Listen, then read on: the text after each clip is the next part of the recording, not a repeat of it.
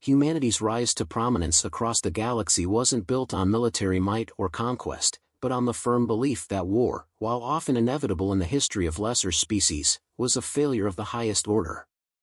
The people of Earth had learned the harsh lessons of their past, and once they achieved the technological capabilities to explore the stars, they did so with a commitment to something far more profound: peace.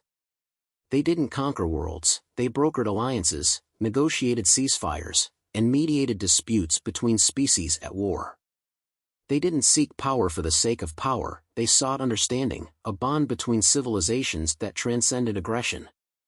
Their motto was simple yet powerful: we don't go to war, we end it. Captain Lyra Quinn, a distinguished diplomat and leader of the Pax, humanity's elite peacekeeping force, embodied this philosophy. Lyra wasn't the typical warrior, and she had no desire to wield a weapon. Her weapon was her mind, her ability to speak with authority and empathy, to understand the motivations of others, and to offer alternatives to violence. She was respected across the galaxy for her diplomatic skills, but there were many who wondered if humanity's approach to peace was too idealistic. In the face of aggressive species, could diplomacy really work?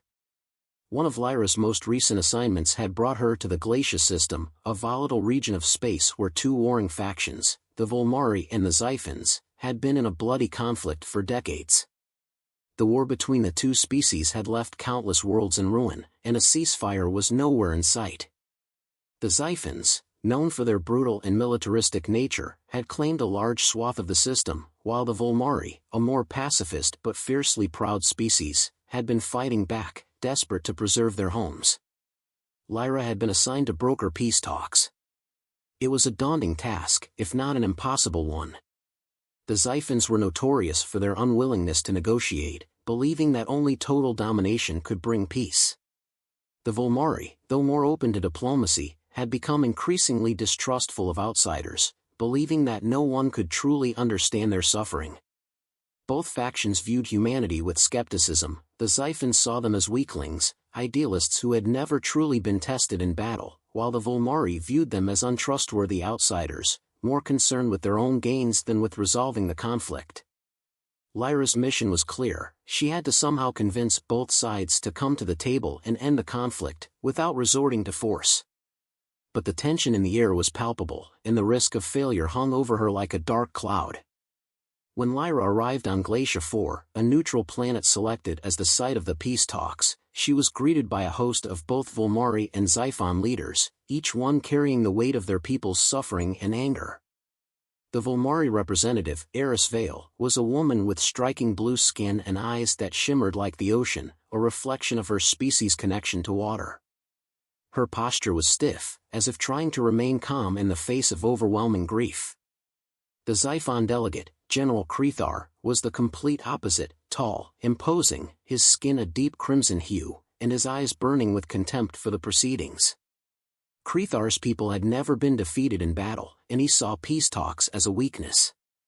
Lyra knew the stakes were high, not just for the two warring factions, but for humanity's future. If she failed, the galaxy might view humanity's reputation as mere idealism, a hollow dream. Worse, the failure could lead to more deaths, more bloodshed, and ultimately, the collapse of the Pax's influence. The galaxy was watching, and she couldn't afford to falter. The first day of the talks was spent in tense silence, with each faction presenting their case. The Volmari argued that their people had been unjustly attacked and that they needed protection from the Xiphons, who had relentlessly pursued them for resources. The Xiphons, in turn, accused the Volmari of inciting rebellion, of harboring resistance cells within their borders, and of rejecting peaceful coexistence. The accusations were flying thick and fast, and Lyra had to intervene multiple times to maintain some semblance of order. After hours of back and forth, it was clear that no compromise was going to be made unless something drastic happened. Lyra had expected as much. Such entrenched hatred didn't dissolve easily. But she had an ace up her sleeve, something that no one expected. Humanity's greatest strength wasn't just their ability to negotiate, it was their profound understanding of how to end a war without firing a single shot. Over the next several days, Lyra slowly began weaving a strategy that combined elements of psychological warfare and strategic negotiation. Instead of appealing to the faction's sense of justice or righteousness, she began to focus on their shared vulnerabilities. She knew both factions had suffered, both had lost loved ones, and both had been driven by fear of losing what they had, fear of extinction, fear of weakness. To the Xiphans, she presented a vision of unity, one where they could achieve all their goals, but without sacrificing their pride or culture. To the Volmari, she offered a path that would allow them to preserve their way of life while ensuring their survival. The most critical element, however, was a revelation she brought to light: the galaxy, as a whole, was far stronger when its species worked together. This idea wasn't new, of course, but Lyra's approach was different. She didn't present it as an abstract notion, she showed them tangible examples of what could be accomplished through cooperation. Trade routes, shared technologies, and mutual defense pacts, these were the promises she made, promises backed by humanity's record of unbroken peacekeeping success across the stars. But just as Lyra thought she had made progress, a twist came that threatened to unravel everything. A splinter group from the Xiphon military, led by a radical commander, Taurex, launched a covert attack on a Volmari outpost. The attack was swift and brutal, and it completely shattered the fragile trust Lyra had been building. In an instant, the hope of peace was dashed, and Lyra was faced with a choice: push forward, risking a full-scale war, or return to Earth in failure, leaving the galaxy in chaos. Lyra's heart sank, but her resolve didn't waver. This was exactly why humanity's approach to peace was unique: they didn't back down when the stakes were high. They adapted. Lyra knew the peace talks had reached a critical juncture, and if they didn't end soon, the conflict would spiral out of control. With the leadership of both factions hanging by a thread, Lyra convened a final summit. There, she delivered her most powerful argument yet: this war, this bloodshed, it's a result of your fear. Fear of losing everything, fear of being wiped out, fear of the other. But you're both wrong. The true enemy isn't the other side, it's the future you're condemning by continuing this fight. You'll both fall if you don't find a way to end this conflict now. The room was silent. For the first time, the Volmari and Xiphans saw something different in each other. It wasn't just the other side they feared, it was the darkness that war always led to. Lyra's words had cut through the decades of bitterness and animosity. It wasn't perfect, but it was enough. By the end of the summit, the talks had taken a turn toward peace, imperfect peace, but peace nonetheless. Both sides agreed to a ceasefire, and while the full resolution of the conflict would take years, the hostilities had ended. It was a hard-won victory, and Lyra's work was far from over. But humanity's strength had once again proven its worth, not through weapons, but through understanding. Humanity didn't go to war. They ended it. And that was their true power. The mission to bring peace to the galaxy was not without its challenges. Despite humanity's unwavering commitment to diplomacy, they faced constant opposition from species who preferred violence as the first solution. One of the most challenging adversaries was the Korath, a species of highly advanced, militaristic aliens who believed that strength and dominance were the only ways to ensure survival. They had conquered countless systems and brought entire civilizations to their knees, ruling through fear and force. The Korath, to put it bluntly, viewed humanity's pacifist approach as weakness, a trait they could not fathom in a species that could rival them technologically. Captain Lyra Quinn had encountered the Korath before. She had led numerous missions to de-escalate potential conflicts, using her diplomatic acumen and deep understanding of alien psychology to avoid unnecessary bloodshed. Her reputation as a formidable peacekeeper was well known, and her leadership skills were unmatched. But even she had her doubts. She had seen firsthand the lengths to which the Korath would go to subjugate others, and every peace negotiation with them felt like treading on a knife's edge. The latest mission was no different. Lyra was assigned to a negotiation with a splinter faction of the Korath, a faction that had recently been waging a brutal war with a peaceful species known as the Valorians. The Valorians, who were biologically sensitive and incapable of aggressive action, had fallen victim to the Korath's merciless campaigns. Their entire world was on the brink of annihilation, and Lyra had been tasked with convincing the Korath to halt their attacks and enter into peaceful talks. She knew that a failure would result in the extinction of the Valorians. But what worried her even more was that the Korath might see this as an opportunity to assert even more power. Every time humanity intervened in a Korath conflict, it risked escalating into something far more dangerous. The Korath had a tendency to view peacekeepers as a nuisance, something to be removed rather than negotiated with. The negotiations began with the typical posturing. The Korath leader, Dr. sat across from Lyra with a sneer on his face, his enormous, armored form radiating an air of superiority. He was a creature of habit, expecting only obedience or submission. His species thrived on domination, and he was no different. His first words to Lyra were a direct challenge. "You are wasting your time, human," Dr. growled, his voice a low rumble. "The Valorians are weak, and they will fall. Your intervention will not change this. You would be better off turning your attention to something more productive, like preparing for your inevitable defeat." Lyra remained calm, her eyes steady on Dr. as she spoke. "We are not here to challenge your power, Dr. she replied, her tone measured and firm. "We are here because there is a better way. You do not have to annihilate the Valorians. We can find a peaceful solution, one that serves both your interests and theirs." Dr. scoffed, clearly unimpressed. "You are foolish to think peace can be achieved with those who refuse to fight. Only the strong deserve to survive. If you are here to offer them salvation, you will be wasting your breath. They have already proven themselves weak." Lyra's gaze never wavered. She had faced Korath leaders before, and she knew how to handle their aggression. "Strength does not only come from the ability to destroy," she said, her voice softening, though still unwavering. "True strength is in restraint, in knowing when to fight and when to find another path. You may be powerful, Dr., but that power is only useful if it can be used to build, not to destroy.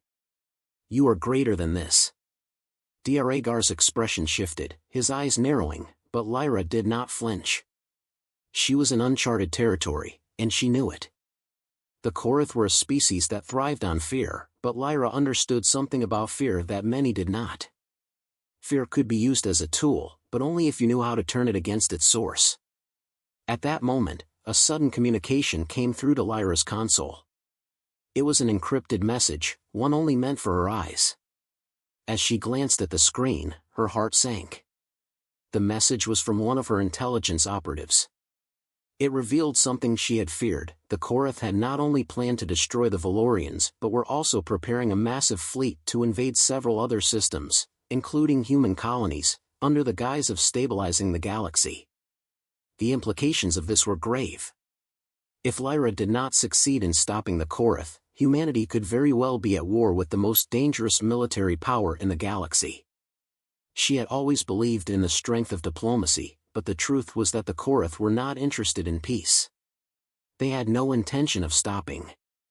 The war was already in motion, and it was up to her to figure out how to stop it before it reached humanity's doorstep. The twist, however, came not in the Korath's aggressive actions, but in the nature of their attack.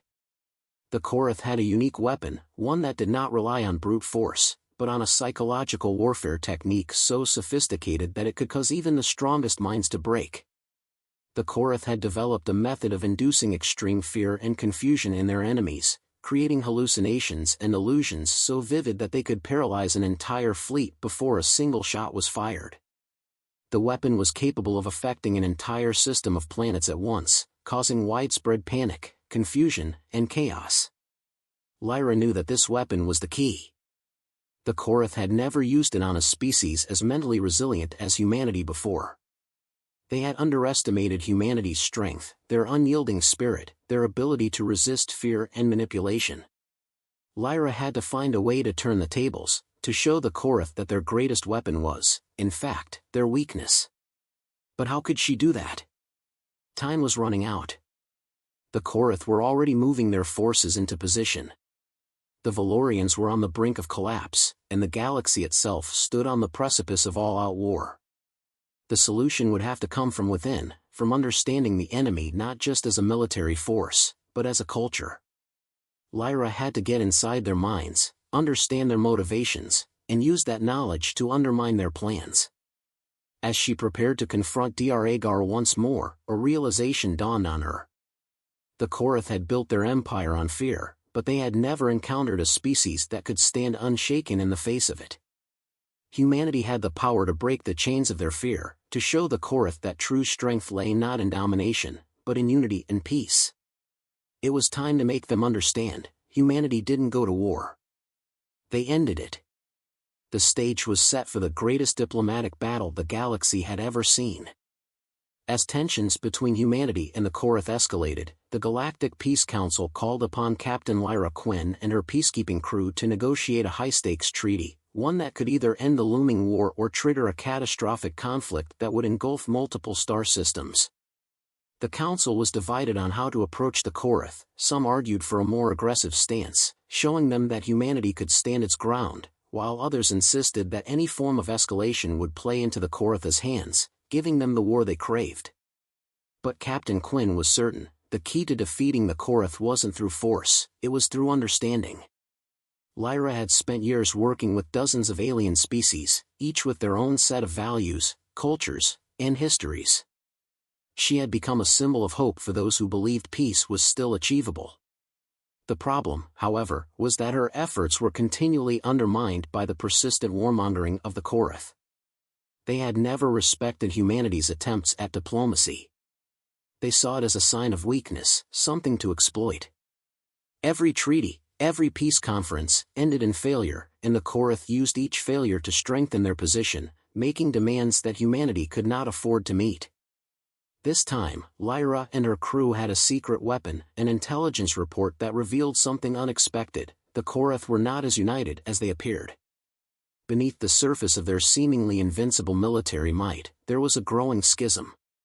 A faction within the Korath believed that their path of relentless conquest was unsustainable, and they feared the long-term consequences of their expansionist policies.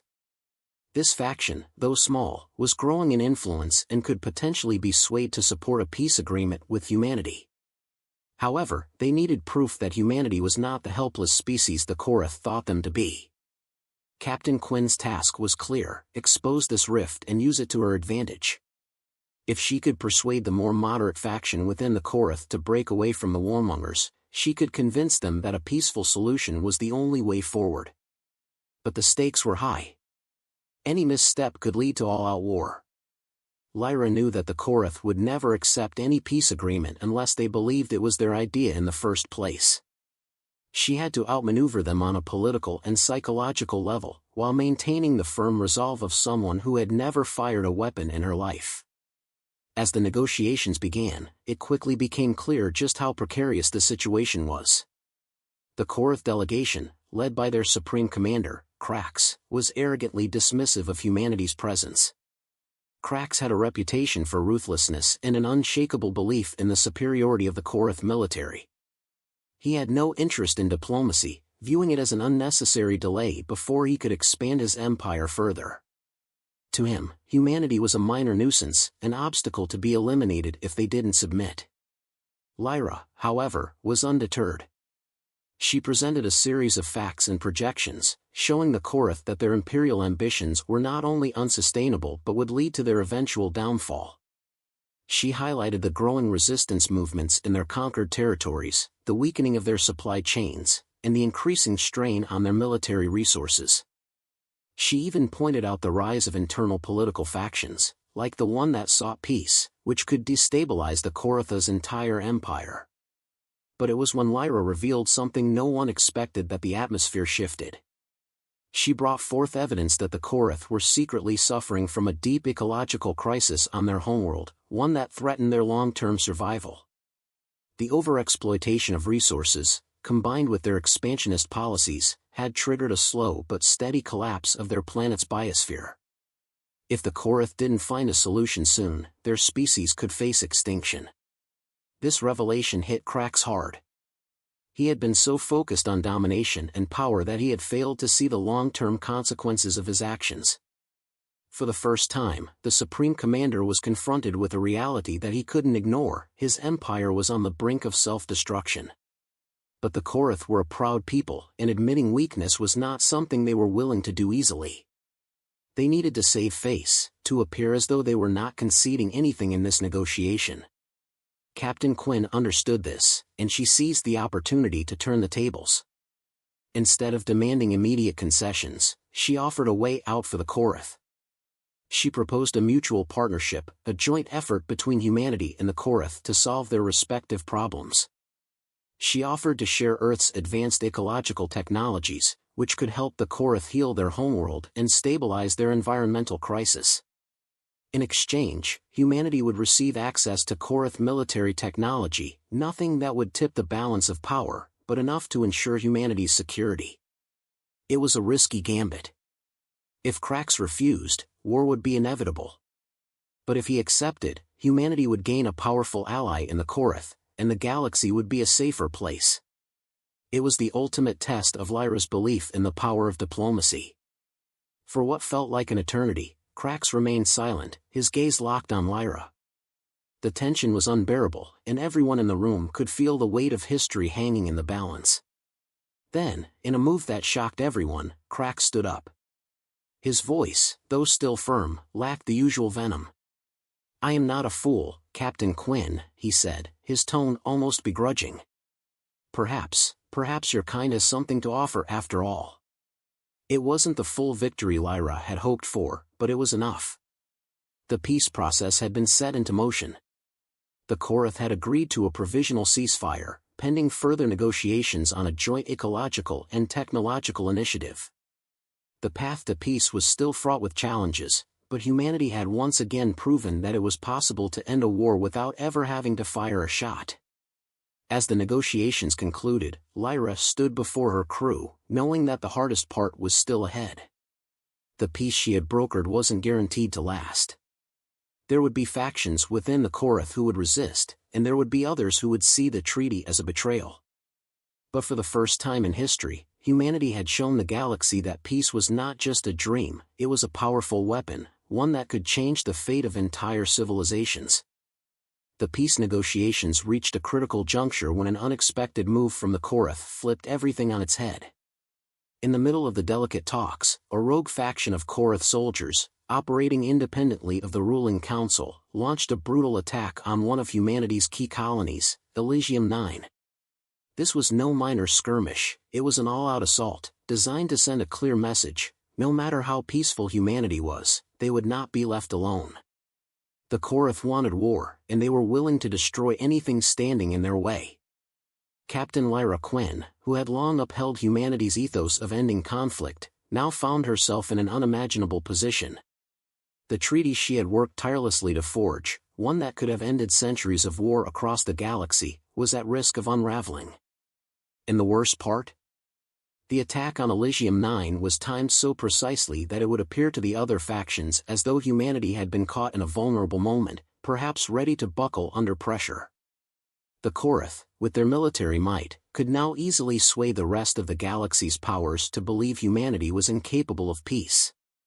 In the aftermath of the attack, Lyra's crew was thrust into the heart of the crisis. They were no longer negotiators but first responders, tasked with not only stabilizing the situation on Elysium 9 but also preventing further bloodshed. The Korath's message was clear: we will force peace upon you, one way or another. It was a challenge, and one that could cost billions of lives if humanity didn't respond correctly. Lyra, despite the anger and fear boiling inside her, did not fall into the trap of vengeance. She knew that violence, even in retaliation, would play directly into the hands of the Korath. If humanity responded in kind, they would lose the moral high ground, and the galaxy would spiral into endless war. But the situation was complicated. There was no longer just a need for diplomacy. Humanity had to prove they were strong, resilient, and capable of enforcing peace not just through words, but through actions that spoke louder than any weapon. The decision to address the attack on Elysium 9 with measured force was controversial. Some of Lyra's crew, seasoned by years of peacekeeping missions, argued that humanity's commitment to non-violence must be upheld at all costs.